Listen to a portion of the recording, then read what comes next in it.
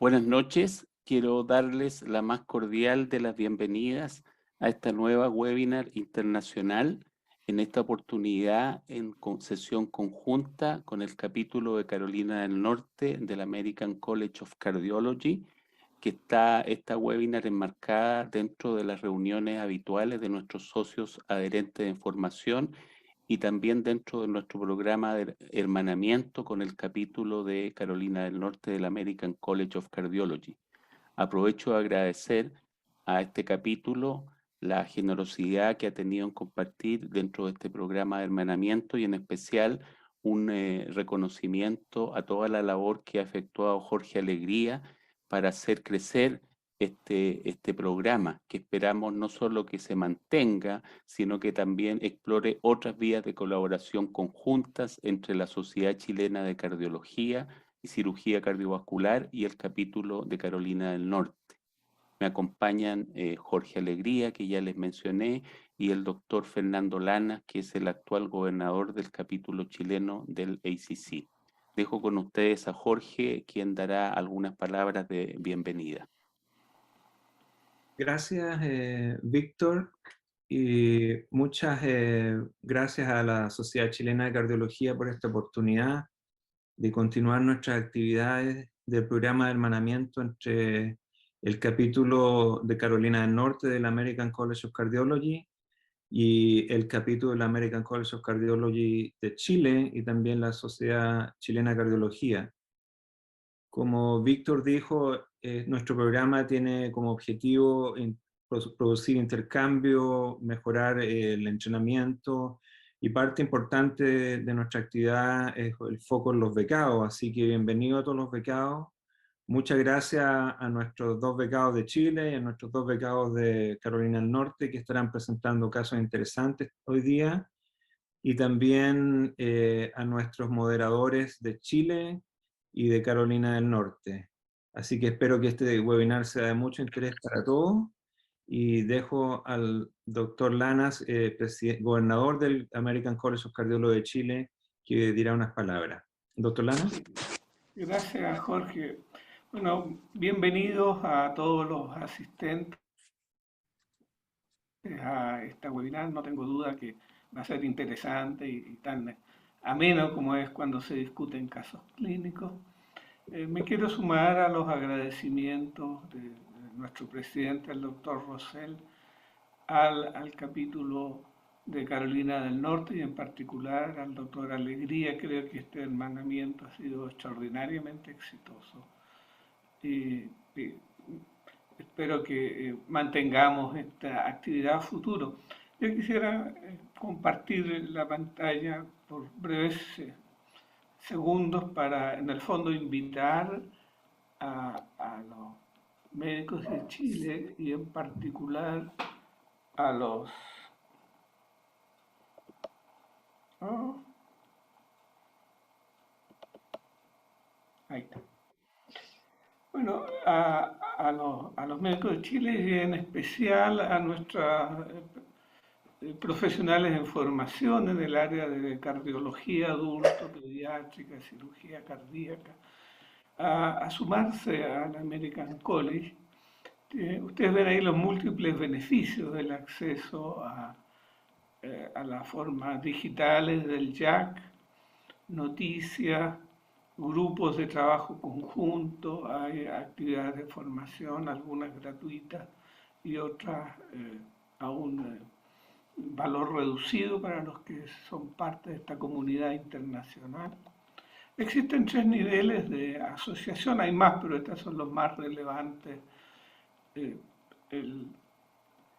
La formación, la participación como estudiante de pregrado o de posgrado, el nivel de asociado internacional y el de fellow en cardiología, que cuando las personas ya tienen una carrera profesional más consolidada. Y la buena noticia, ¿no es cierto?, es que para los médicos en formación, en residencias médicas o estudiantes de medicina, la adscripción al ACC es gratis Y ese es el sitio web donde ustedes pueden encontrar la información y solo necesitan subir los documentos requeridos y dentro de ellos alguna eh, certificación de parte de su institución de que ustedes están en un programa de formación. Así que los invito a ser parte de esta comunidad internacional y tengo el agrado de presentar a quienes van a dirigir esta sesión, el doctor Jorge Caravantes de Chile y el doctor Jorge Alegría, en reemplazo del doctor Downey en esta ocasión. Doctor Lanas, el doctor Downey se unió, así que él va... Perdón, no lo vi. Doctor Downey, discúlpeme. It's a pleasure to have you in this session. Dr. Downey is a cardiologist. It's an interventional cardiologist. It is wonderful to be here. In the US. So welcome, and Dr. Caravantes and Dr. Downey, you have the word now. Doctor Caravantes y Doctor Downey tienen la palabra. Es una estupenda oportunidad para unir ambas organizaciones alrededor de la educación para mejorar el cuidado de nuestros pacientes, cosa que a todos nos preocupa. Esta asociación está creciendo mes por mes, año a año, y creo que ha dado frutos maravillosos, como ya hemos escuchado.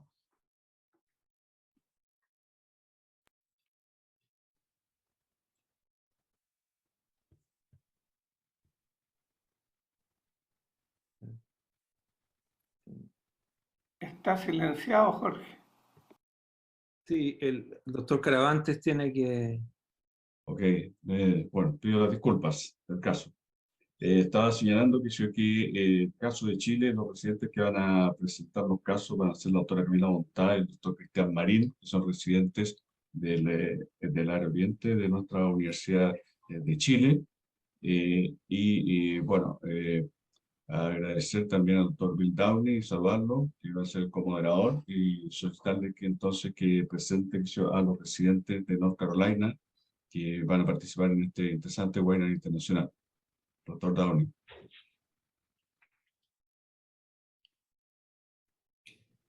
Welcome and thank you all for being with Muy us. bienvenidos y gracias por estar con nosotros. Esto es un programa estupendo. Quisiera presentar a la doctora Toy Spates, que es residente de cardiología en Duke. Es un gusto tenerla, al igual que el doctor Rishi Riki de Wake Forest, Atrium Health. Es un honor tenerlo presentar. Creo que esta es una estupenda oportunidad para nosotros para que aprendamos. Muchas gracias por estar aquí. Quiero presentar en nombre de la Sociedad Chilena de Cardiología y Cirugía Cardiovascular a nuestros panelistas. Está el doctor Fernando Pineda, cardiólogo especialista en cardiología intervencional del Instituto Nacional de Tórax de nuestro país, destacado cardiólogo, y también al doctor Gonzalo Torres, cardiólogo joven también, jefe del laboratorio de ecocardiografía del Hospital del Salvador. Doctor Downey, ¿puede presentar por favor los panelistas de North Carolina? And I'd like to welcome Dr. Rich Krasuski. Quisiera presentar al doctor Rich Krasuski, muy amigo de siempre. Qué lástima que nos tengamos que poner al día en este Zoom en vez de poder vernos en nuestro propio estado, pero es un gran placer volver a verlo y seguir aprendiendo de él. Y la doctora Olivia Gilbert. Ella es una maravillosa colega. He tenido el privilegio de trabajar muy de cerca con ella. Así que realmente tengo mucho interés en escuchar qué nos hablan de sus casos. Muchas gracias, doctor Downey. Entonces, voy a pedir a la doctora Camila Montá que presente el primer caso y señalarle a los asistentes que pueden hacer sus preguntas a través del icono Q&A que está abajo en la pantalla, casi al centro, y comentarios generales en el chat. Una vez veamos que los residentes terminen sus presentaciones, abriremos entonces el espacio de respuesta a las preguntas y los comentarios de los panelistas de Chile y de North Carolina. Doctora Bontá, por favor. De inmediato. Share. Entonces, vamos a abrir esto acá. No sé si se ve bien ahí la presentación. Listo, vamos a... Ampliarla y Ya estaríamos bien. Ahí, estamos bien. Listo, perfecto. Mucho gusto, mi nombre es Camila Bontá, soy becada de Cardiología de la Universidad de Chile. Muchas gracias por esta oportunidad.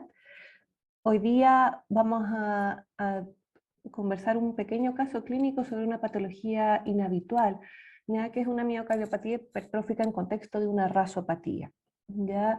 En general, este caso me pareció interesante porque muchas veces, obviamente, estratificamos nuestro estudio de lo más común y lo más grave en adelante, y estas oportunidades son buenas para poder ver casos un poco menos comunes. ¿Ya? Para hacer un contexto inicial, estamos hablando de una paciente de sexo femenino de 32 años de edad. Como pueden ver en la presentación, la verdad es que prácticamente sin antecedentes médicos relevantes. Solamente a destacar, tabáquica suspendida a inicios del 2020, poco significativo.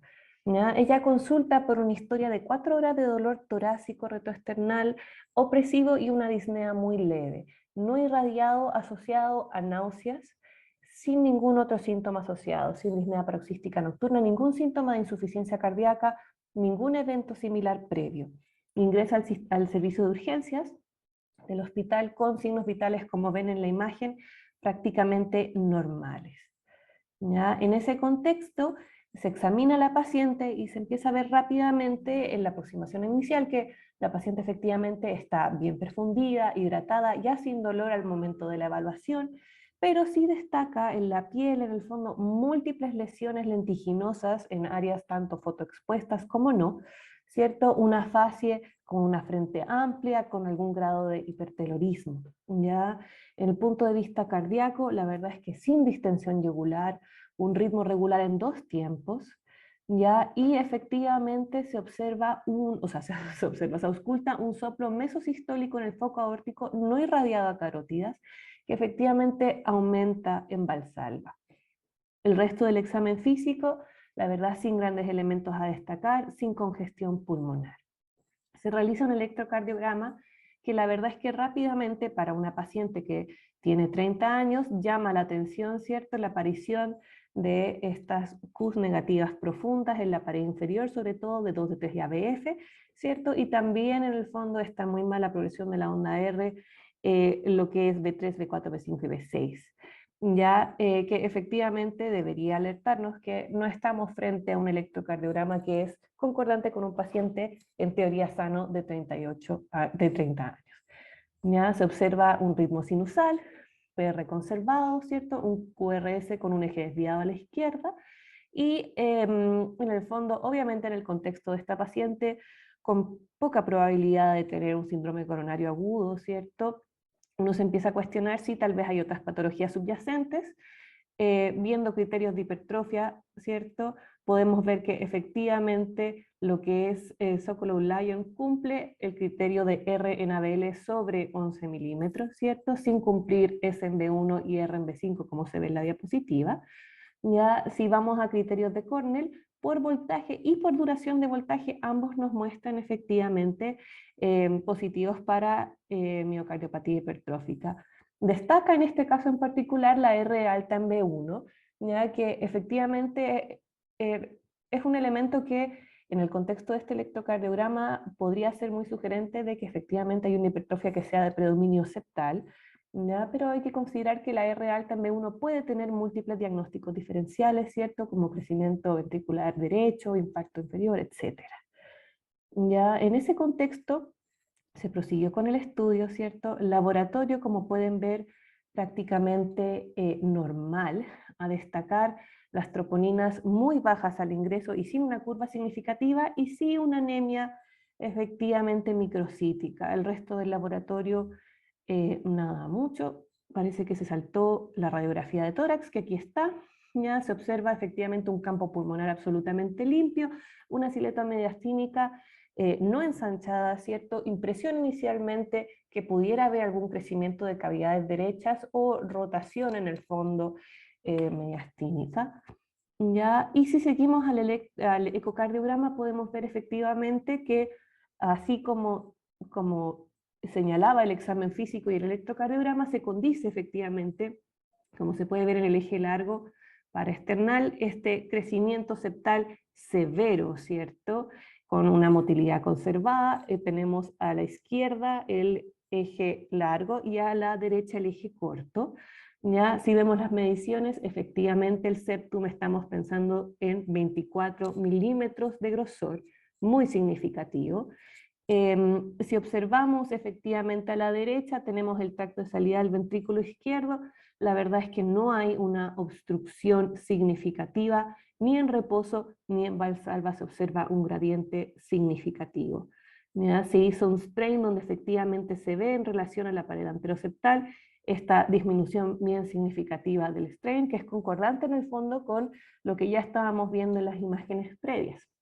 Se realizó una resonancia magnética también a la paciente, donde podemos observar ahí también de forma muy evidente el crecimiento, ¿cierto?, a nivel septal, también medido en aproximadamente 24 milímetros, ¿cierto? Se estima una función sistólica por planimétrico de 73% aproximadamente.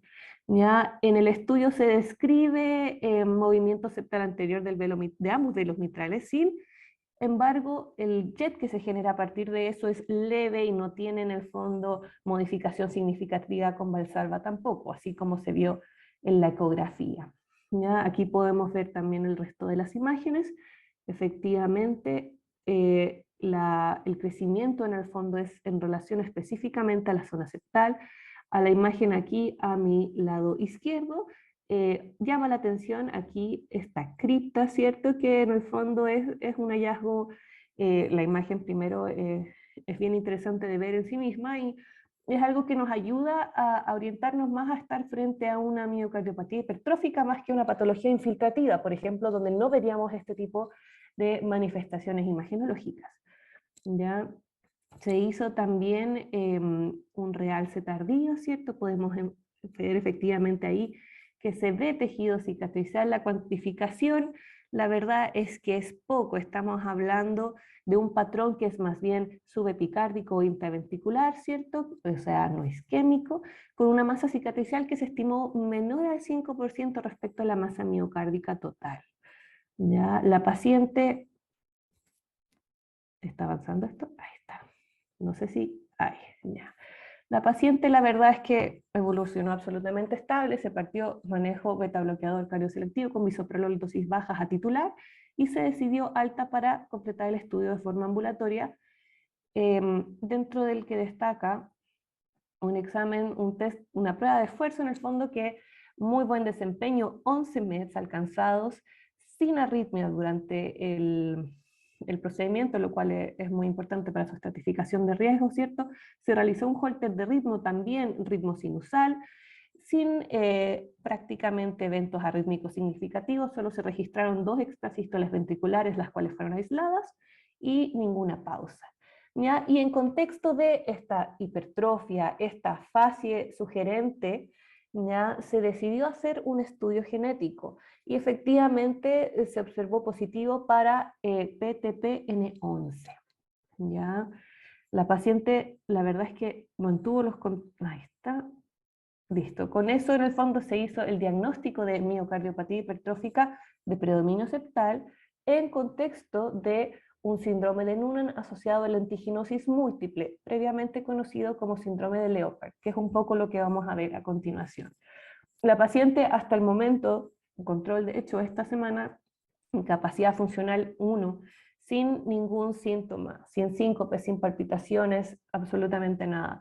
Signos vitales normales, la ecoscopía sin grandes cambios respecto a los exámenes previos, el HCM Risk Score 2.58%, bajo sin indicación de edad, ahí vamos a ver un poquito el detalle en esta patología específicamente, ¿cierto? Y se empezó a recabar, obviamente, en contexto de esta patología genética, los antecedentes familiares de la paciente, los padres efectivamente sin cardiopatía tras el estudio, hermano tampoco, sin antecedentes, sin litiginosis. Está el dato poco claro de que aparentemente la hija del hermano tiene un electrocardiograma alterado, sin embargo, por desgracia no se pudo rescatar para esta sesión. ¿Ya? Entonces, ¿qué es exactamente esto? El síndrome de Noonan asociado a la lentiginosis múltiple está dentro de las rasopatías, ¿ya? Que son un grupo de desórdenes multisistémicos que están en contexto de mutaciones de genes asociados a la vía de señalización RAS-MAPK, que vemos aquí a la derecha. ¿Ya? Como pueden ver, hay múltiples síndromes involucrados en esta vía en específico, ¿ya? El que vamos a estar discutiendo es el que está aquí en rosado, ¿ya? Que antes se conocía como síndrome de Leopard. Como podemos ver, efectivamente hay todo un espectro dentro del síndrome de Noonan, ¿ya? ¿Por qué es importante esto? Bueno, esta es una patología que se ve mucho más en población realmente pediátrica, ¿ya? Y puede corresponder a aproximadamente el 18% de las miocardiopatías hipertróficas que se ven en paciente pediátrico. Y de hecho en pacientes que son menores de 1 año, este porcentaje puede ser incluso mayor, ¿ya? Tengo ahí el mouse. ¿Ya? Ahí se pueden ver efectivamente las patologías asociadas a estas mutaciones, a estas rasopatías. Pongo esta tabla, es un poco pesada, pero lo que quiero transmitir es que en el fondo hay varios elementos al examen físico que se pueden considerar como red flags para la presencia de rasopatías, y es interesante poder considerarlos para hacer el diagnóstico.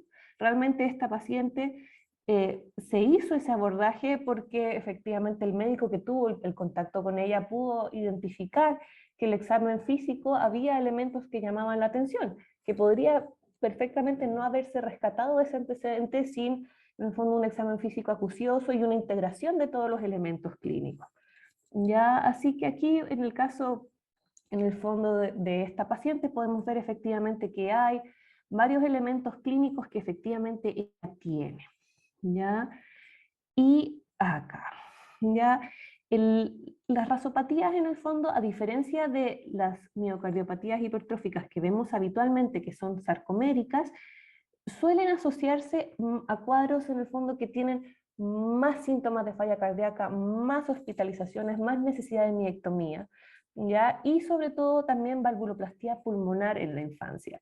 ¿Ya? La edad promedio de diagnóstico de estos pacientes es los 6 años, ¿ya? Así que llama la atención en el fondo que esta paciente logró avanzar hasta este punto. ¿Ya? El síndrome de Leopard específicamente está dado su nombre antiguo en el fondo por el anagrama, ¿cierto? Que describe las características clínicas que este tiene, que son las lesiones cutáneas, ¿cierto? El electrocardiograma alterado, el hipertelorismo ocular, la estenosis pulmonar, las anomalías genitales, el retardo de crecimiento, la sordera. Ya la necesidad diagnóstica, o sea, el diagnóstico propiamente tal está dado por tener las lesiones lentiginosas y 2 elementos mayores, ¿cierto? Que en este caso son las características faciales y las alteraciones electrocardiográficas.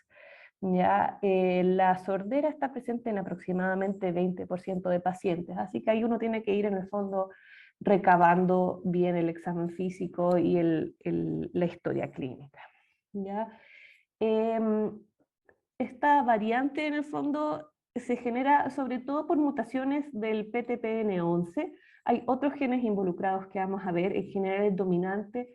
La prevalencia, en el fondo la diferencia por género no está muy clara, pareciera haber un poco de mayor presencia de esta patología en hombres, pero no es certero. ¿Ya? Y aquí importante considerar, a pesar de que comentamos que estos pacientes pueden tener mayor necesidad de intervenciones de la válvula pulmonar, más síntomas de insuficiencia cardíaca, impresiona ser en algunas series que el riesgo de muerte súbita en estos casos es más bajo que para las miocardiopatías hipertróficas sarcoméricas que clásicamente vemos.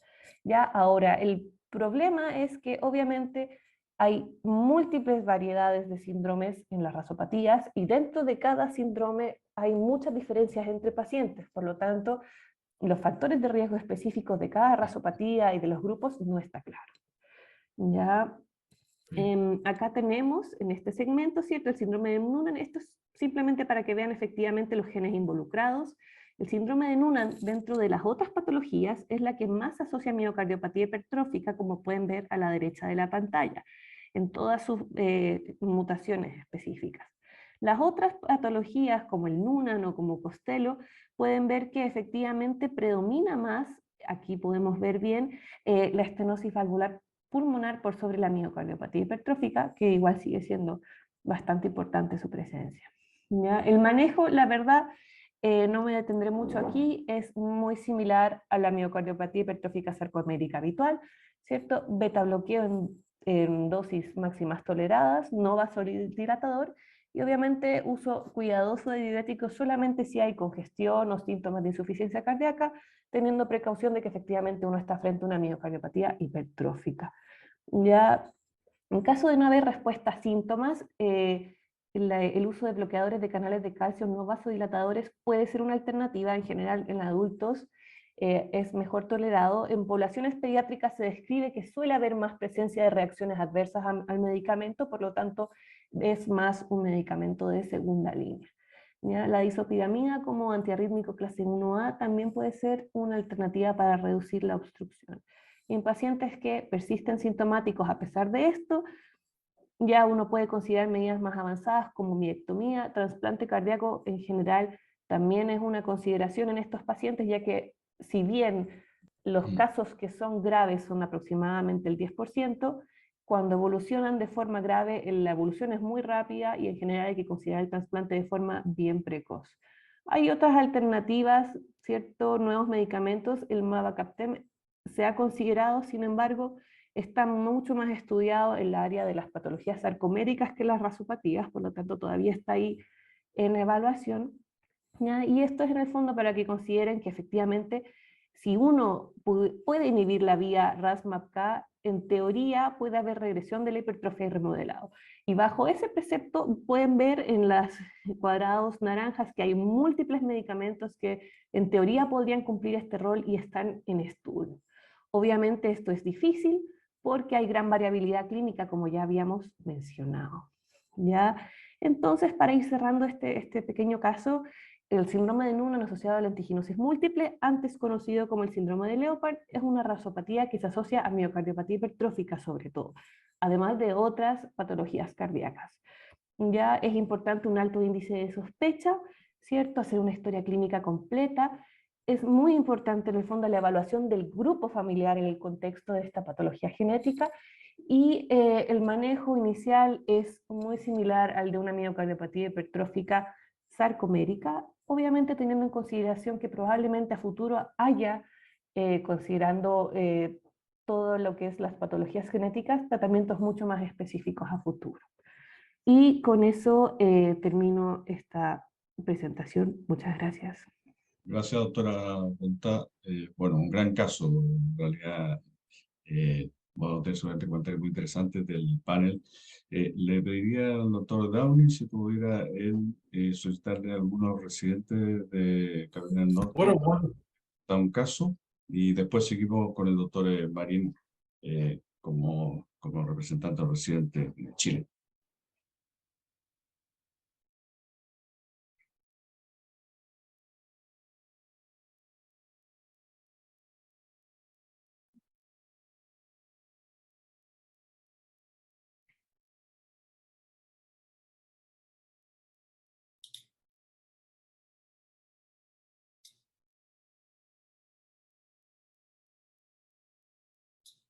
So should you present now, Toy?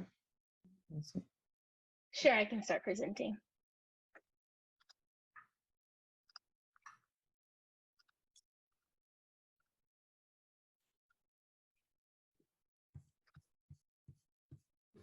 Alrighty. We have a case presentation with Dr. Krasuski. Tenemos una presentación de caso con el doctor Krasuski, así que vamos a comenzar.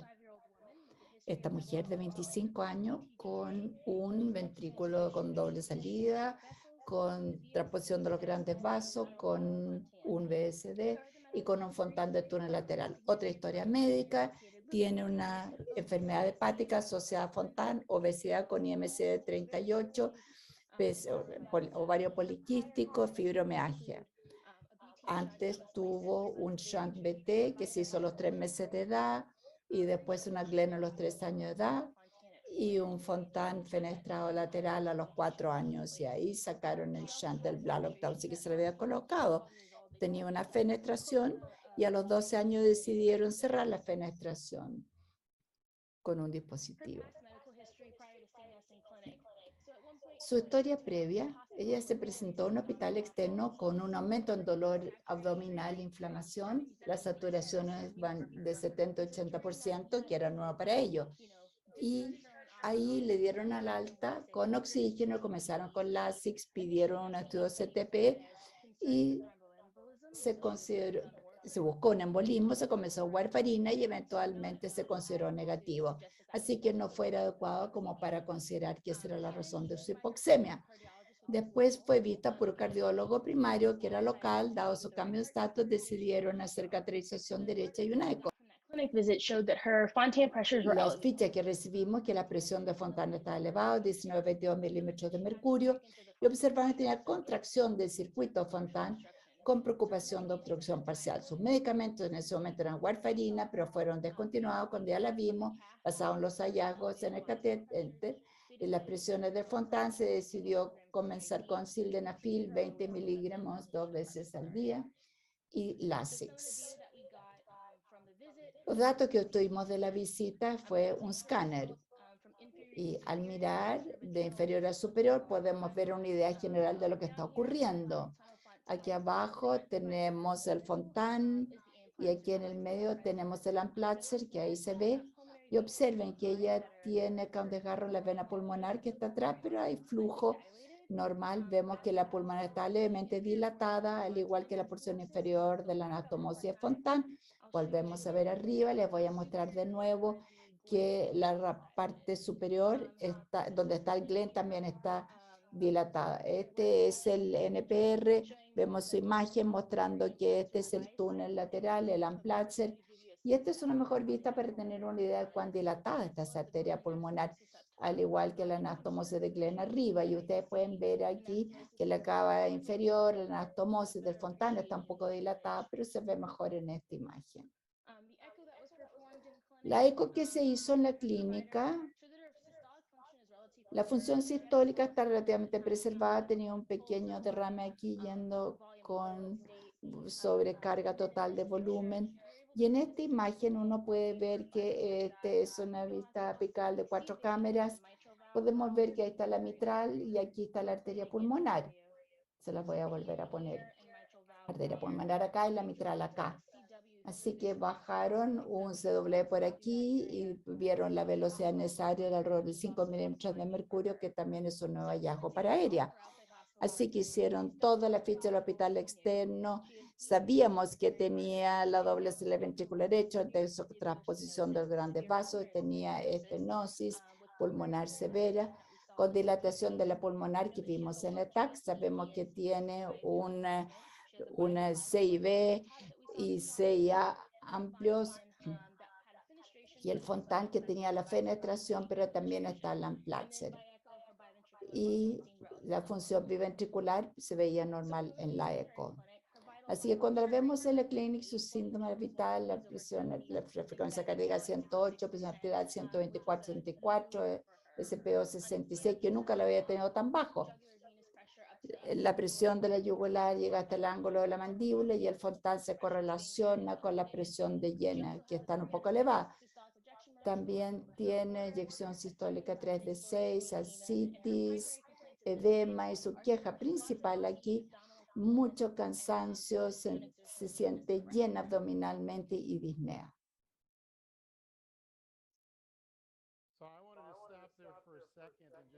Quería parar ahí un minuto y comentar. Tal vez algunos de ustedes no atienden corazones de un solo ventrículo, así que vale la pena parar un minuto para analizar brevemente. Los pacientes que nacen con un solo ventrículo tienen una mezcla de sangre entre sangre venosa y sangre sistémica, y eso permite que la sangre vaya a los pulmones y al cuerpo. Ahora, idealmente eso no es una circulación que dure por mucho tiempo, así que muchos años atrás, el doctor Fontán tuvo la idea de separar los dos circuitos completamente.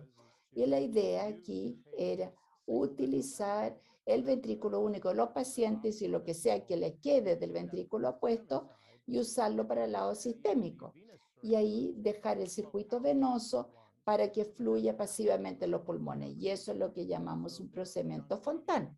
Esta joven, cuando era más pequeña, primero tuvo un procedimiento Glenn que conecta la cava superior con la arteria pulmonar y después tuvo lo que llamamos un Fontán de túnel lateral. Hay 3 tipos de Fontán. Tenemos el circuito aurículo-pulmonar que conecta la aurícula con la pulmonar, arteria pulmonar, y el túnel lateral y el conducto extracardíaco, y ya tuvo un túnel lateral.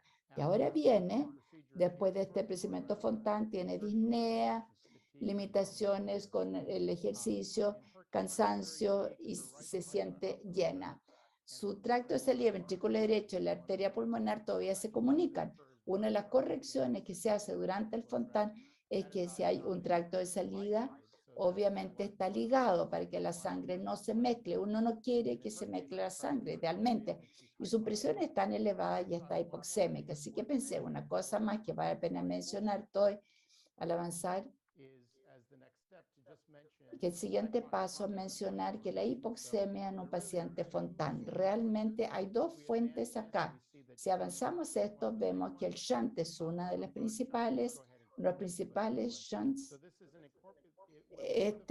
Cuando hacemos el procedimiento de Fontán, incorporamos el seno coronario a la aurícula común, y significa que el paciente siempre va a tener flujo de sangre del seno coronario al lado izquierdo y va a causar algo de desaturación.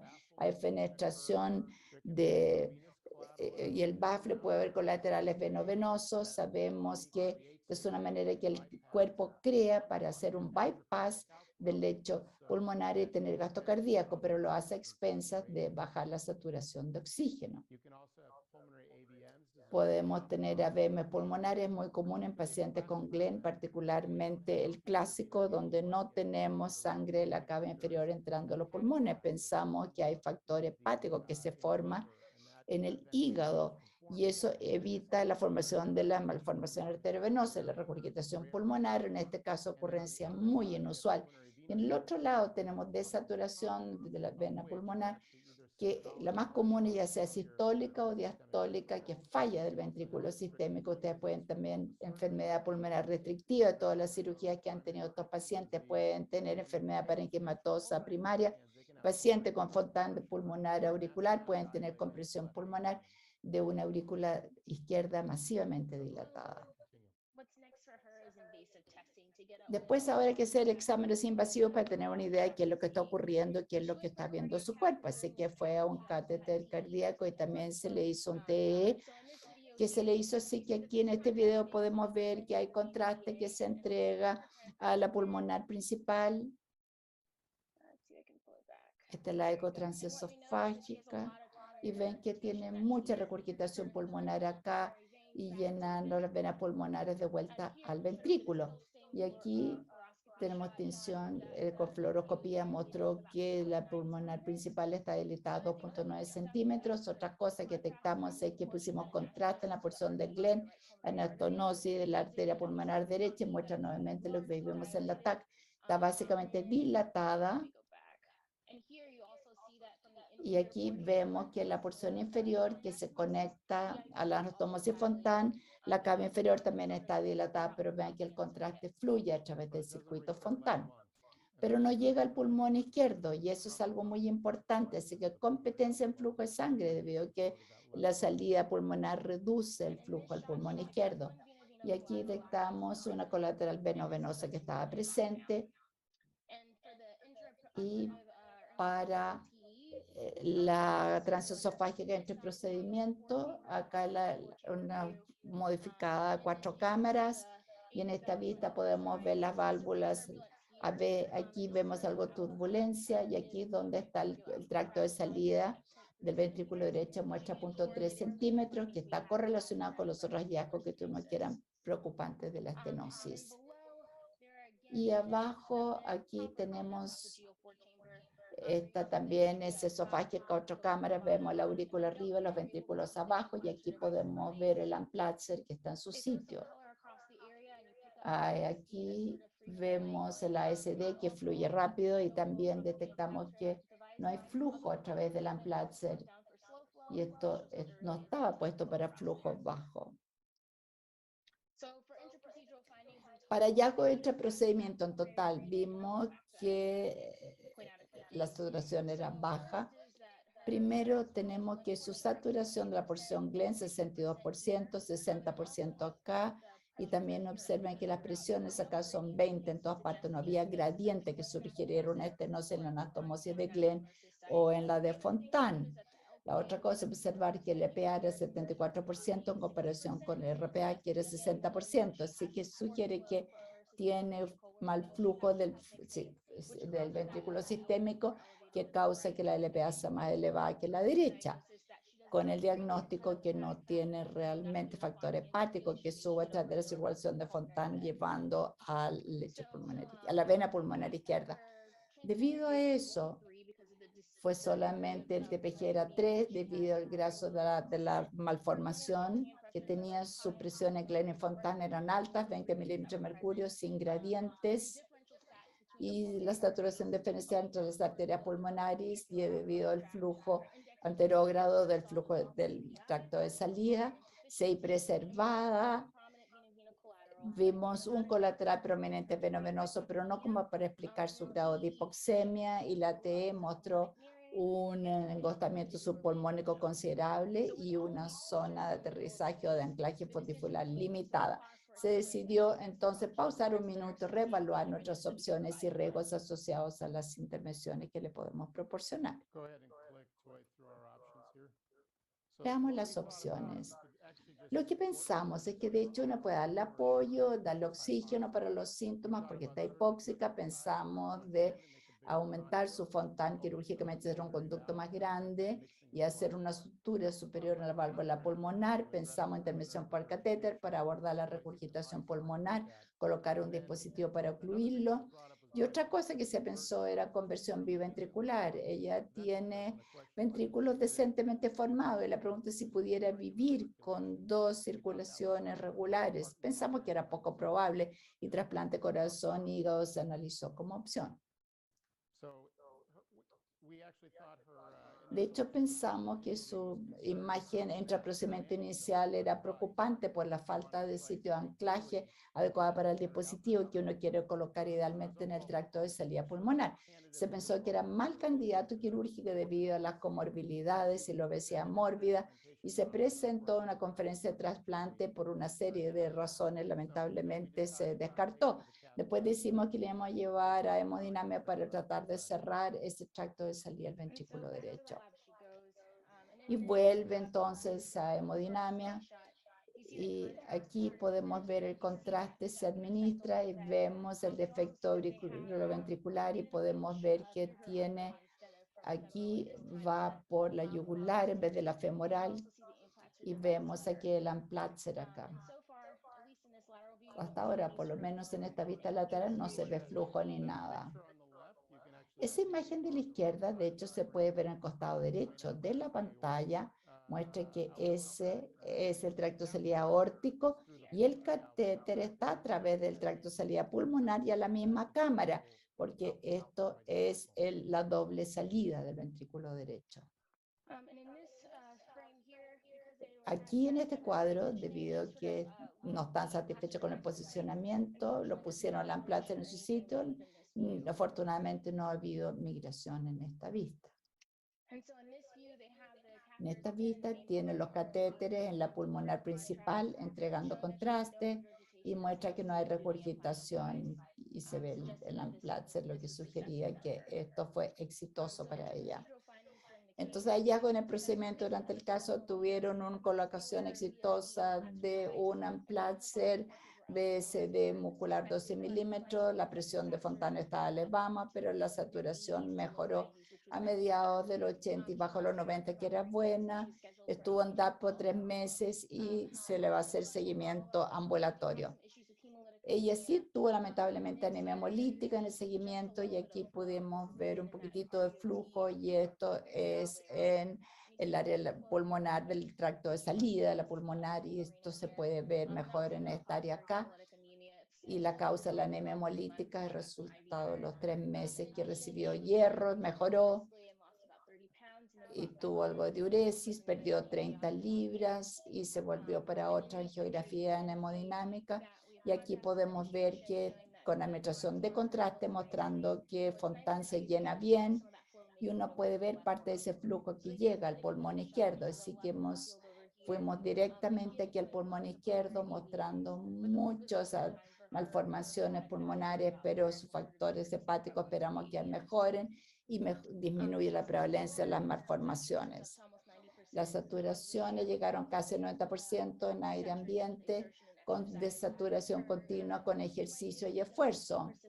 Los síntomas seguían viéndose.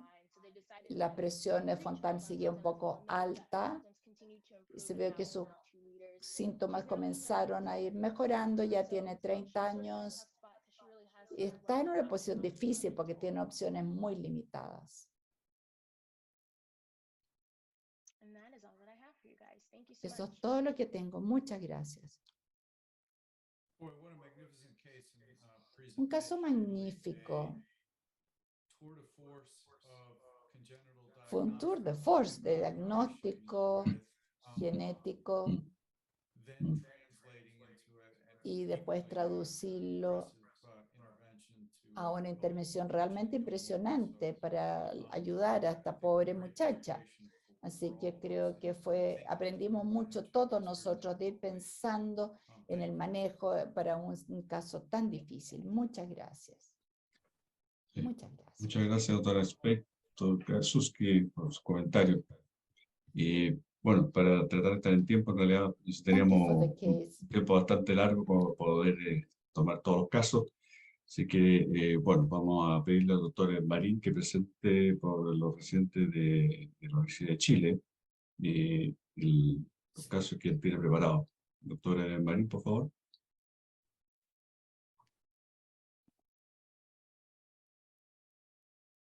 Buenas noches. Le agradezco a la Sociedad Chilena de Cardiología y a la ACC por invitarme esta noche. Hoy quiero hablarles de dos casos simples de trauma cardíaco. Creo que los escogí porque he visto muy poca interacción muchas veces entre los equipos de especialistas y hay bastante trauma y de hecho está aumentando y es una de las causas importantes de muerte en este minuto. Y quería empezar ilustrando con dos casos en los cuales son dos casos derivados de hospitales públicos de Chile, ¿sí? Nosotros estamos en el Instituto Nacional del Tórax, en donde llegan muchos casos derivados. Este es el primer caso. Es un paciente masculino de 30 años que tenía como antecedentes consumo de sustancias, era un paciente poliadicto. La historia de él comenzó en el año 2015 con una herida penetrante torácica izquierda por arma de fuego y la verdad es que él fue recibido en el Hospital Barros Luco, donde se hizo una cirugía de urgencia con cierre de las paredes ventriculares. Durante su hospitalización posterior en UCI, él cursa con un accidente cerebrovascular isquémico y al tiempo después él mejora, se recupera, fue dado de alta y pasa un par de meses hasta que fue derivado por que desarrolla disnea. Desafortunadamente la derivación no se encontraba en el protocolo operatorio. La historia con la que fue derivado este paciente era una un desarrollo de una disnea de esfuerzo, había llegado a capacidad funcional 2 a 3 de la New York Heart, desarrolló una ictericia de piel y escleras, llegó con las yugulares ingurgitadas, tenía una presión y frecuencia cardíaca normales, pero al examen físico lo que llamaba la atención es que presentaba un soplo dolo sistólico, 6 de 6 en la región mesocárdica, con un tercer ruido por galope, ¿cierto? Y tenía una hepatomegalia con un hígado palpable de 6 centímetros bajo el reborde costal. Además, al examen destacaba el edema de extremidades inferiores y también superiores. Esta fue la ecografía al minuto de consultar el año 2015. Y este paciente, como ustedes pueden ver en el eje parasternal corto a la derecha, se ve un defecto a nivel septal. ¿Sí? Y este defecto, al verlo en el eje parasternal, o sea, apical de 4 cámaras, se logra observar, ¿cierto? Un paso de flujo de izquierda a derecha en el doble color, y al lado derecho se puede ver los cortes multiplenares para poder caracterizar bien este efecto septal, que es bastante bien delimitado y definido. Perdón. Bueno, de esta forma.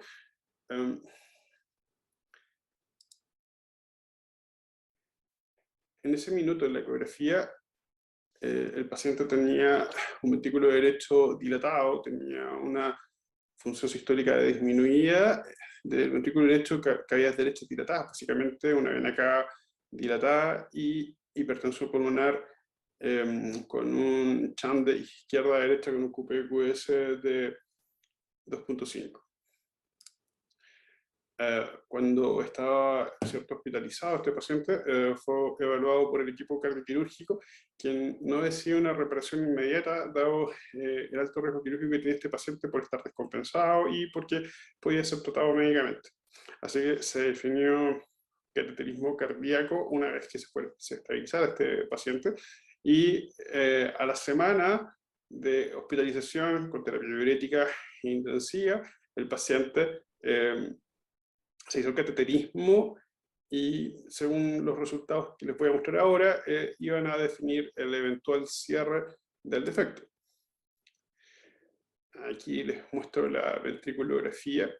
Bueno, yo creo que habla por sí solo. Pueden ver cómo hay paso de contraste de izquierda a derecha de forma importante. Tomando en cuenta el antecedente, ¿cierto?, de adicción a drogas y el consumo que el paciente presentaba, también se hizo una coronariografía que resultó normal. Claramente resulta llamativo lo que ustedes pueden ver ahí, que es este cuerpo extraño alojado, que era el proyectil que generó la herida. Y aquí, bueno, les muestro los resultados del cateterismo cardíaco. Esto fue una semana después de compensado el caso. El paciente estaba con hipertensión pulmonar, y claramente al lado derecho pueden ver cómo hay un salto oximétrico, lo que eleva la saturación de la arteria pulmonar. A través del método de FIC, el paciente presentaba un gasto cardíaco de 3.2 litros y una resistencia vascular pulmonar de 3 unidades Wood, y este salto oximétrico básicamente era bastante alto, y a través de este método el shunt estimado era de 4.4 en la relación del QPQS. Finalmente, dado que el paciente se encontraba con condiciones y tenía, era elegible para el cierre percutáneo, la verdad es que no se esperó mucho más, y al día siguiente se realizó, como ustedes pueden ver, un cierre percutáneo con un dispositivo de cierre septal, un Amplatzer septal interventricular occluder número 14. Ahí, como ven, está el dispositivo de entrega, y al lado derecho se ven las imágenes en tiempo real de ese procedimiento, en donde se puede ver el dispositivo pasando a través del defecto. Este dispositivo fue instalado previamente habiendo canulado el sitio donde se encontraba la comunicación interventricular y se tomó la guía con un catéter lazo que se extrajo por el lado derecho y así se avanzó con bastante seguridad el dispositivo.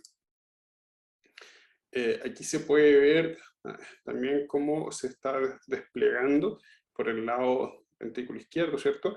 El dispositivo Unplatzer, que se puede ver bien en la ecografía además. Y aquí ya una vez desplegado con el resultado final, con una ecografía en un zoom que muestra que prácticamente no hay paso, no hay movimiento en el doble color. Este fue el resultado final, ¿sí? Donde se puede apreciar el dispositivo ya instalado. Y ahí también ustedes pueden ver, ¿cierto?, la redistribución vascular que se puede apreciar en la radiografía de tórax, que era reflejo de la hipertensión pulmonar de este paciente. Este fue un paciente, un caso bien complejo, porque dado su antecedente de policonsumo, era poco adherente a la terapia y asistía poco a los controles. Y tuvimos la suerte de que cuando se logró pesquisar en uno de sus controles a los 6 meses, se veía que había un poco de remodelado reverso, ¿cierto? El ventrículo derecho disminuyó en diámetro, mejoró su función sistólica y disminuyó la presión pulmonar. También clínicamente el paciente había mejorado, está en capacidad funcional 1, como les había dicho, había hecho un accidente vascular en la hospitalización del otro hospital, así que mantenía desafortunadamente las secuelas de hemiparesia izquierda, y desafortunadamente desde este control en adelante asistía prácticamente una vez al año o no, francamente no asistía a los controles. Bueno, ese es el primer caso. El segundo caso es un hombre... Doctor Marín, yo creo que sería a lo mejor oportuno pedirle al doctor Pineda, especialista cardiólogo intervencional, que nos pudiera comentar el manejo de este paciente, esta opción de colocar un pláster versus la opción quirúrgica. ¿Cuál sería su opinión, doctor Pineda, respecto a la opción de manejo? Hola, buenas noches. Bueno, en el caso específico de este paciente, hubo discusión con cardiocirugía cuál podía ser la mejor terapia, y basándonos en esa época, estamos hablando del 2015, que fue cuando realizamos el procedimiento, y en vista a la experiencia que ya se tenía en el cierre percutáneo de los defectos de set interventriculares, que la terapia esta podía ser una alternativa. Del punto de vista, no quiero discutir mucho del punto de vista de la técnica, que ya lo dijo el doctor Marín, pero uno sabe que a la elección de los dispositivos, en este caso usamos un sistema de dispositivo de cierre interventricular muscular, uno tiene que ser muy cauteloso, ya que está publicado, y estos son solamente casos, está publicado la utilización de diferentes tipos de cierre y eso puede tener diferentes resultados. Así que frente a eso, es un manejo en equipo. Esto tiene que ser un manejo en que intervienen diferentes especiales dentro de la cardiología intervencional, tanto los congénitos como nosotros los cardiólogos intervencionistas no congénitos. Casi siempre, ojo, casi siempre quedan filtrando los dispositivos inicialmente, y lo que uno espera es que los controles posteriores, a los 2, 3 y 6 meses, ya desaparezca esta filtración perilesión. Consideraciones que en cuanto al manejo médico de estos casos, sí se puede plantear, pero cuando el shunt es menor de 1.5, ¿ya?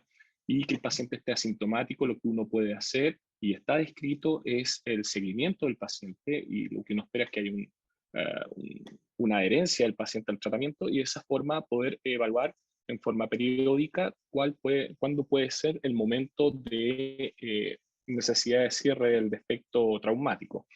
Hay casos descritos que muchos años después hubo necesidad de realizarlo. Así que la terapia médica exclusivamente también es algo que se puede plantear. Gracias. Gracias, doctor Pineda. Entonces le pedimos al doctor Marín para después hacer comentario al final de todos los casos. Doctor Marín se puede presentar el segundo caso para poder estar en tiempo. Bien, continúo.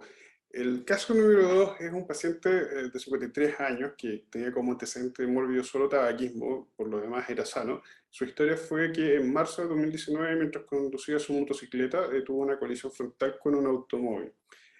Curiosamente, como pasa muchas veces en medicina, este paciente consultó por sus propios medios al servicio de urgencia del Hospital Sotero del Río por el dolor que tenía por producto de su contusión frontal en el tórax. Fue difícil de evaluar en un comienzo, lo que se describe, estaba bastante inquieto y con dificultad para respirar, y en los exámenes de ingreso destaca un electrocardiograma normal, una troponina ultrasensible que al corte de él estaba dentro de límites normales, del laboratorio local, y había una elevación de la creatinina quinasa en rango de rhabdomiólisis. En los exámenes de ingreso además destaca una radiografía de tórax normal. Al ingreso, ¿cierto? Tenía signos vitales con presión normal, un poco taquicárdico, ¿cierto? Polipneico, con frecuencia respiratoria 28, pero con saturación normal. Destacaba al examen físico un tórax extenso a la palpación y había contusiones visibles que eran consistentes con el golpe directo que había sufrido en el tórax anterior. Al examen no había enfisema subcutáneo ni habían segmentos móviles a la palpación. En el resto del examen físico no habían hallazgos destacables. Pero como pasa en medicina, mientras el paciente estaba a la espera, refiere que hubo un cambio de modalidad del dolor. Describe empeoramiento de la disnea y aparición de un dolor retroesternal opresivo que era distinto al dolor que él presentaba al minuto de la consulta. El electrocardiograma de control con respecto al ingreso cambia. Hubo una elevación de las troponinas y de la creatinina quinasa sobre el nivel previo, ¿cierto? Ya la troponina ultrasensible había sido elevada varias veces. Se evaluó con ecografía, con tomografía computada de cerebro y de tórax, abdomen y pelvis, con contraste. Lamentablemente no se dispone de las imágenes del TAC de cerebro, porque esto fue hace 2 años y referido del hospital. Se describe que no tenía lesiones, en el TAC de tórax, abdomen y pelvis tampoco había lesiones. Y este es el electrocardiograma que se realizó en forma posterior. Se puede apreciar, ¿cierto?, que había alteraciones del segmento CT, particularmente en las derivadas precordiales, que inicialmente no parecían como una elevación tan clara, particularmente porque lo habían atribuido al trauma, ¿sí? Pero al minuto de hacer la ecografía, aparentemente no quedó duda que había trastornos de la motilidad segmentaria. El paciente se describe que tiene una hipertrofia septal basal y había una discinesia que, como ustedes pueden ver ahí, en los cortes de 4, 2 y 3 cámaras, de los segmentos septal anterior medio, septal apical y acinesia apical. El strain longitudinal global a la derecha muestra un poco, en resumen, los trastornos asociados de la motilidad asociada. El paciente, después de esto, acudió a la sala de hemodinamia y se realizó una coronariografía que en un primer momento impresionaba normal, pero dado que el paciente presentó cambios electrocardiográficos y elevación enzimática, se decidió mirar cuidadosamente y se le realizaron imágenes intracoronarias. Y esta es la tomografía de coherencia óptica de la arteria descendente anterior. Como pueden ver a la izquierda, se aprecia en orden, ¿cierto?, de ascendente, cómo se iban presentando los hallazgos, donde se puede ver el defecto intimal y posteriormente hematoma intramural que se puede seguir hasta distal en el vaso, donde había un grado importante de estenosis. Sí. Lamentablemente tengo un problema con el codec que no me deja reproducir el video, pero el resumen de imágenes creo que habla por sí solo.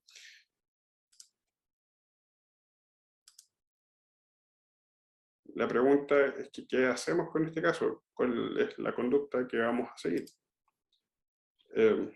Podemos consultarle al doctor Downey, que entiendo que es cardiólogo intervencional también, si a lo mejor nos puede dar una opinión, digamos, sobre si ha tenido la oportunidad de ver este tipo de casos, qué piensa acerca de la conducta que vamos a seguir. Doctor Downey, por favor. I think certainly, Sí, ciertamente. and I think most would have minimal experience with Tenemos experiencia mínima con disección coronaria asociada a un trauma como este, particularmente con estos resultados. Yo creo que se puede hacer una analogía con el caso más común de disección coronaria espontánea. En esos casos, estos se presentan similar, sin el trauma, por supuesto, pero con un gran hematoma intramural, con o sin anomalías en el flujo sanguíneo. La opinión de consenso aquí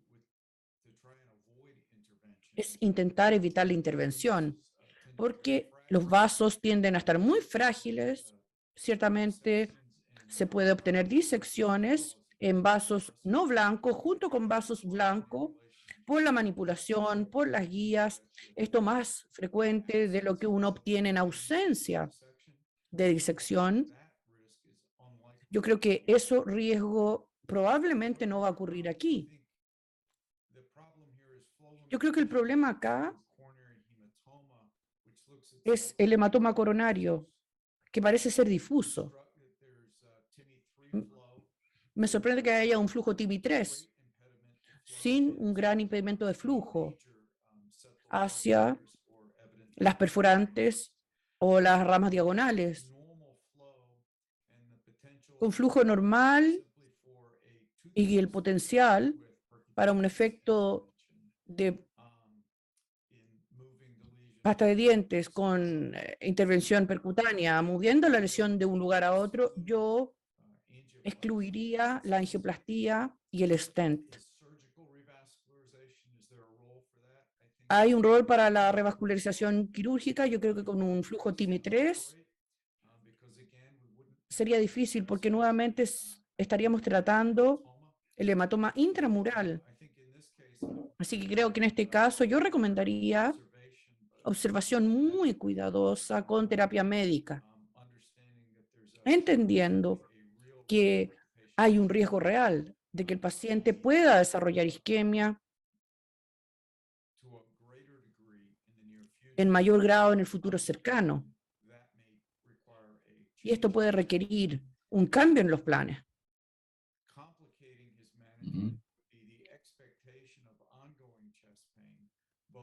El dolor torácico persistente por el trauma y el tórax musculoesquelético, y lo que tiende a ser un dolor intenso asociado a la disección coronaria y el hematoma es algo que se esperaría. Esto va a requerir reevaluación frecuente con marcadores cardíacos y ecocardiogramas para ver cuánto dolor se asocia con la isquemia, con isquemia nueva, y cuánto tiene que ver con el hematoma residual y el daño musculoesquelético. Estaría muy interesado en escuchar los pensamientos de otros de ustedes aquí.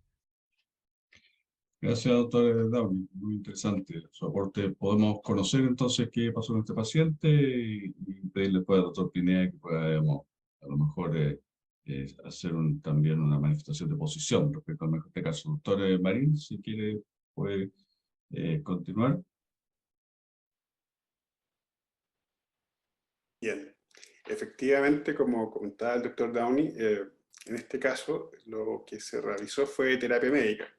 básicamente tomando en consideración que el mecanismo de la disección coronaria fue traumático, y porque a pesar de que habían ciertas imágenes que en ese minuto descartaban cualquier otro tipo de complicación, a pesar de que es difícil de creer, siempre existe el riesgo asociado a la terapia médica, además de las otras conductas que nosotros tenemos, que son la anticoagulación y la antiagregación plaquetaria. Por eso quise presentar estos dos casos, porque nosotros, si bien es cierto, vemos esto, esta es una imagen cotidiana que vemos casi todos los días, se hace para nosotros los cardiólogos una situación poco habitual. Doctor Pineda, no sé si quiere comentar el caso anterior antes de seguir. Efectivamente, es un problema tener una disección coronaria traumática, porque primero la disección coronaria, como dijo el doctor Downey, es un problema que hay un hematoma en la pared, y ese hematoma en la pared puede producir un efecto, si es que uno quiere intervenir, un efecto, como él dice, de pasta en que el hematoma va a transmitirse a través de la pared y uno puede lesionar más la pared. En mi caso particular, yo me enfrento similar, a pesar que no los veo mucho, pero sí vemos los hematomas, mejor dicho, las disecciones espontáneas. Lo que hacemos es manejo médico, tratar de no intervenirlas, solamente cuando intervenimos y sin stent, solamente con balonplastía en situaciones en que hay alteración del flujo. En este caso, a pesar que el flujo en la VA era algo más lento que el flujo en la circunfleja al compararlo, pero no se veía bien en el webinar, pero era algo más bajo. El manejo médico es lo aconsejable. Para mí el problema es qué le doy de manejo médico, porque lo ideal sería la terapia de anticoagulación, pero el paciente tiene un trauma importante torácico, entonces ese sería un problema a discutir por un grupo de tratantes, viendo cuál sería la mejor alternativa. Pero concuerdo 100% en no tocar esa arteria y posible. Gracias, doctor Pineda. Bueno, haremos la conversación para que siga el team manejando el problema tan importante como este. Le pediría al doctor Downey entonces que pudiera darle la posibilidad al doctor Ricky de poder presentar su caso, y ahí en comentarios finales y cerraríamos con nuestras autoridades para que cierren este interesante webinar.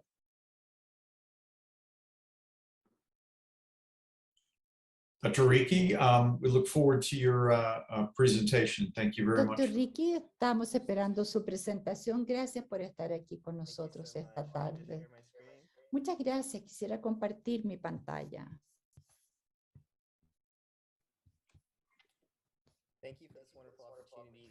Gracias por la oportunidad de presentar este caso interesante. Voy a comenzar con algunos antecedentes. Tenemos un hombre de 20 años que se presentó a la mitad del invierno a la urgencia del hospital local con heridas por arma blanca. Se fue entubado, sedado, se le hicieron transfusión de 6 unidades de glóbulos rojos empacados y se fue al Atrium Health Wake Baptist. Signos vitales: cuando llegó a Wake Forest, que tenía presión arterial de 122,70, 37 microgramos de norepinefrina, un pulso 98 y tenía saturando 97% con FiO2 de 30%. La temperatura 96,8. Su Glasgow era 3. Inmediatamente después de llegar se le hizo un ataque de tórax, abdomen, pelvis. Tenía laceraciones hepáticas grado 2 o 3 y un pequeño hemoneurotórax derecho. También tenía un hemoperitoneo y neumoperitoneo. Tenía un pequeño derrame pericárdico y el paciente después se le hizo un ecocardio que confirmó este pequeño derrame pericárdico. Terminó cirugía con la parotomía exploratoria, exploración de la iliada torácica y colocación de drenaje torácico, al igual que explorar la vejiga con azul de metileno. Al día siguiente toleró la cirugía muy bien, se extubó y estaba bien en términos de la dieta y la actividad. Y una semana después se le dio el alta a casa. Lamentablemente, un mes después tuvo que ser ingresado nuevamente por tener síntomas de fiebre y de escalofríos y síncope. Su electro al llegar no mostró arritmia preocupante ni cambios en la ST. Y se le hizo nuevamente un ataque de tórax que mostró un foco redondo 1.8 por 1.4 por 1.4 en el ventrículo izquierdo inferior que preocupaba por ser como un pseudoaneurisma y tenía un viloma postraumático en el lóbulo hepático izquierdo. Se le hizo una eco y podemos ver aquí en el área septal un defecto redondo. Aquí en la vista apical podemos ver el defecto en el área septal inferomedial. Aquí en la área subcostal de eje corto podemos ver el defecto y también podemos ver aquí el viloma.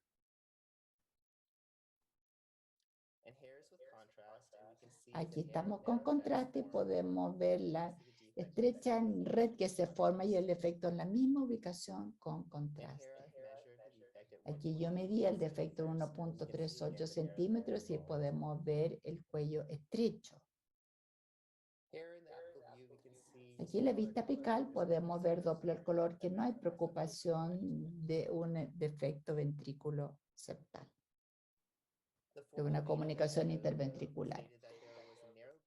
La interpretación formal del TTE mostraba que había una protrusión comunicante con el ventrículo izquierdo que medía 1.6 por 1.6, un pequeño derrame y tenía fracción de eyección normal y las válvulas eran normales.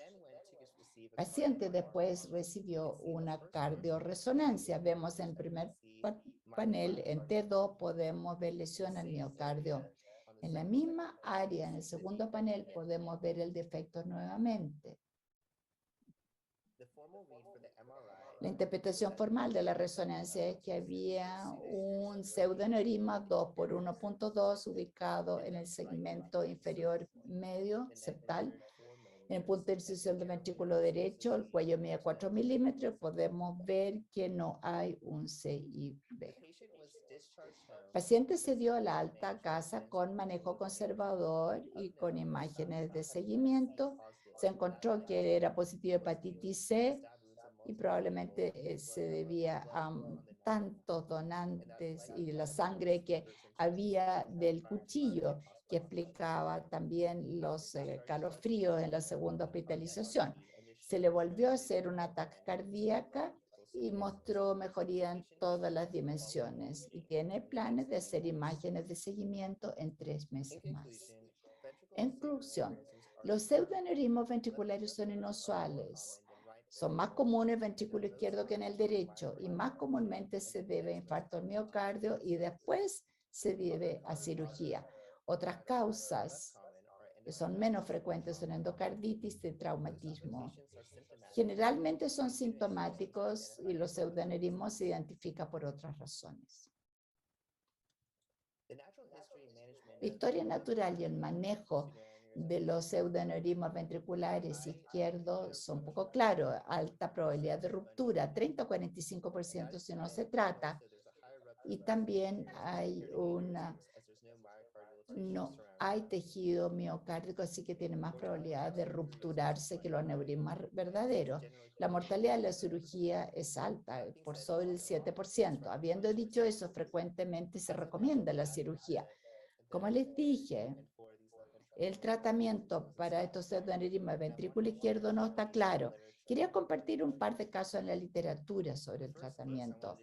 El primer caso que quiero compartir es una mujer de 34 años que se presentó 5 años después de una perforación en el tórax y tenía disnea y dolor al ejercicio.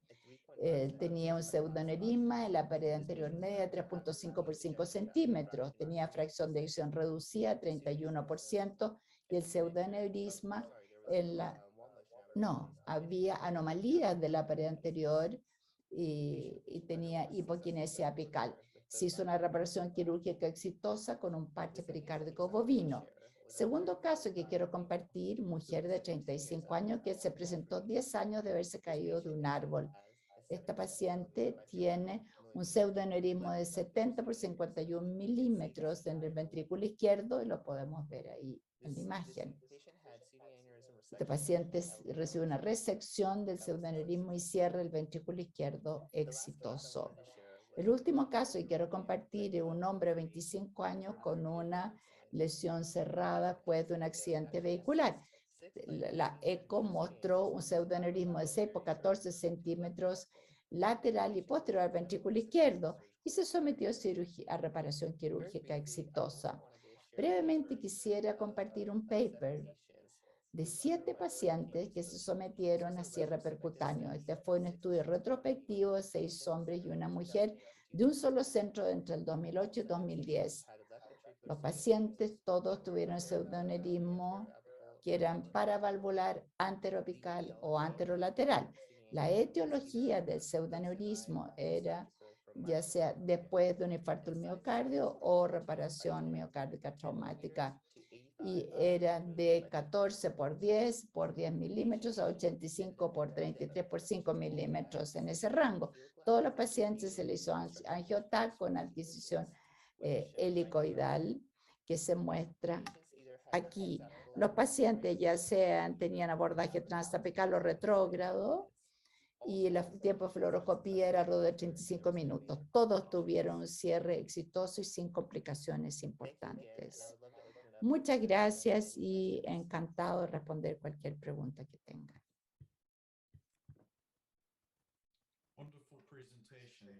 Estupenda presentación. Doctora Gilbert, ¿tiene algún comentario? Mi comentario es qué tema hemos tenido esta tarde que no habíamos ni pensado, en la creciente conciencia y comprensión de las complicaciones cardíacas producto del traumatismo. Y lo que me impresionó es cuán retardadas pueden llegar a ser las presentaciones de ella. Y escuchando acá el tema de, en 2 de los 3 casos, múltiples hospitalizaciones antes de que se reconociesen.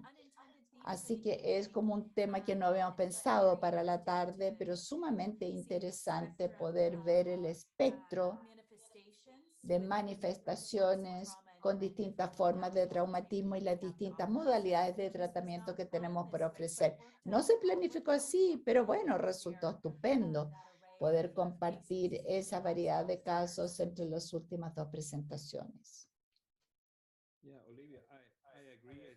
Olivia, estoy de acuerdo. Pienso que la evaluación diagnóstica inicial es sumamente importante. Recientemente tuvimos una paciente de 58 años, intento de suicidio con un cuchillo, tenía como 3 heridas en el corazón, múltiples lesiones, hemotórax. Se drenó algo del hemotórax y algo del hemopericardio. Se reparó otras lesiones, tenía múltiples en el tórax y en el cuello. La paciente vuelve a la UTI, está en shock. 12 horas después, en la ocultación tiene un gran soplo y la transtorácica de ese momento muestra que el músculo papilar, de hecho, se rupturó y tuvo un infarto agudo y tuvo que volver al pabellón para reemplazar la mitral. Así que eso hubiese sido crítica, así que creo que para la TL o resonancia, eso es importante para los pacientes de trauma, como hemos visto esta noche. De hecho, a ese paciente le fue bien. Muchas gracias por el comentario, doctor Alegría. Estamos llegando a la hora límite cerca, digamos, así que en realidad, como decía la doctora Gilbert, en realidad han sido varios casos muy interesantes, han sido bien apretados, en realidad, finalmente, la densidad de todo lo que se ha presentado. Quisiera consultarle al doctor Torres, que también lo tenemos aquí como panelista, si tiene algún comentario sobre alguno de los casos, como para ir cerrando. Muy buenas noches. Muchas gracias por la invitación a la participación. Y claro, un abanico de casos muy distintos, pero que en general me parece que dejan una enseñanza similar. el primer abordaje es clínico, la evaluación física y el electrocardiograma, ¿ya? El caso que presentó la doctora Bontá, nos logramos acercar, si bien es un caso que logramos hacer un diagnóstico muy fino y llegar hasta el gen que está mutado y que es la expresión más íntima de esta enfermedad. El diagnóstico partió por un examen físico, ¿ya? Y por alteraciones que nos llamaron la atención tanto en el electrocardiograma como manifestaciones sistémicas. Así que en los otros casos también el, el- el- el diagnóstico y la inflexión para tomar decisiones también aparecieron con la evaluación clínica. Así que eso, básicamente. Sí. Bueno, muy interesante revalorizar lo que es la clínica, la semiología, y bueno, estar abierto a las distintas posibilidades que se pueden presentar cuando un paciente llega en distintas situaciones, particularmente en situación de urgencia. Bueno, le pediría yo entonces al doctor Downey si quiere dar unas palabras finales, como co-moderador, agradecerle obviamente su participación y después pasar al cierre por parte del doctor Alegría, primero el doctor Lana, después y el doctor Rosell. Doctor Downey, por favor. I just wanted to thank everybody Solo for quería agradecer a todos por estar con nosotros esta tarde, muchos presentes. Un tremendo gracias a los fellows que seleccionaron un grupo de casos muy increíbles, las presentaciones excelentes también, una gran oportunidad para aprender para todos nosotros. Y en nombre de el American College of Cardiology de North Carolina, quisiera agradecer a nuestros colegas chilenos por esta colaboración. Y espero poder reunirnos en Chile en diciembre. Eso. Doctor Alegría, por favor. Gracias, doctor Downey. Muchas gracias, doctor Cravantes. Muchas gracias a todos, especialmente a los fellows. Grandes casos de Chile y Estados Unidos, aquí en Carolina del Norte. Algo importante en los Fontan, un buen Fontan no debe tener ningún soplo. Entonces, como Toy mencionó, ¿no es cierto? Había un soplo ahí, así que las cardiopatías congénitas los adultos van a ser más frecuentes, así que es importante traer estos tópicos. Muchas gracias y si Dios quiere nos vemos en Chile en diciembre. Eso, muy bien. Gracias. Doctor Lana, por favor. Sí, no, simplemente agradecer a nombre del capítulo chileno este tremendo esfuerzo de colaboración de gran calidad de los fellows y los comentarios muy apropiados de quienes discutieron el caso y por supuesto los esperamos a todos en diciembre en Santiago. Gracias, doctor Lana. Doctor Rosell. Y no coincidir en todas las felicitaciones a los fellows, a los moderadores, a los panelistas por sus comentarios. Y como se ha dicho, esperamos encontrarnos en el mes de diciembre acá en Santiago para poder compartir presencialmente en nuestro congreso y en otras actividades. Como lo dije al comienzo, Jorge, bueno, el agradecimiento a todo el capítulo de Carolina del Norte.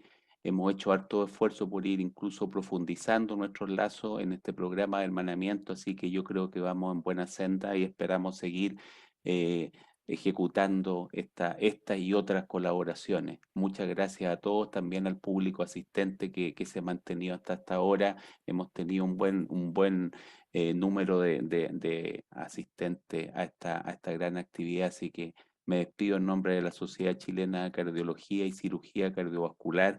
Y como todos han dicho, nos estamos viendo en el mes de diciembre acá en Santiago, en nuestro congreso.